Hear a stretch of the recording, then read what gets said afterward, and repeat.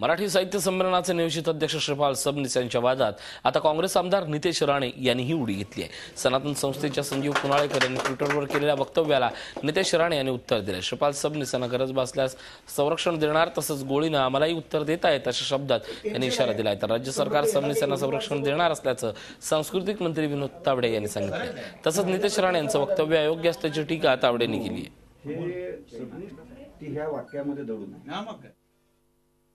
सबनीसांसारख्या व्यक्तींना अशा पद्धतीने खुल्या पद्धतीने तुम्ही धमक्या देत असाल।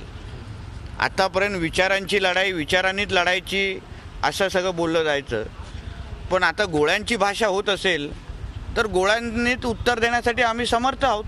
आम्ही तशी भाषा करू शकतो। आम्हालाही कोण कुठे वॉक घेतात, कोण कुठे चहा प्यायला जातात, कुठल्या नाक्यावर बसतात, वाडेश्वरवर कोण बसतं फिरतं सगळं माहिती आहे आम्हाला। म्हणून आम्हालाही ती भाषा करता येत नाही असं कोण समजत असेल ना, तर त्यांनी पहिलं परत जरा विचार करावा आणि अशा पद्धतीच्या धमक्या देणं थांबवावं, हेच ह्या निमित्ताने सांगतो।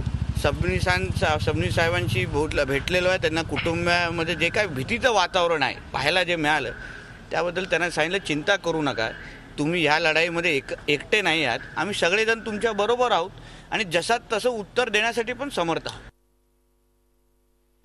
श्रीपाल सबनीस यांना सुरक्षा राज्य सरकारने दिली पाहिजे, राज्य सरकार ते देत आहे, हे तितकंच खरं आहे।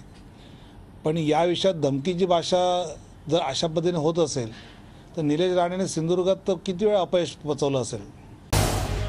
झी 24 तास रहा एक पाऊल पुढे।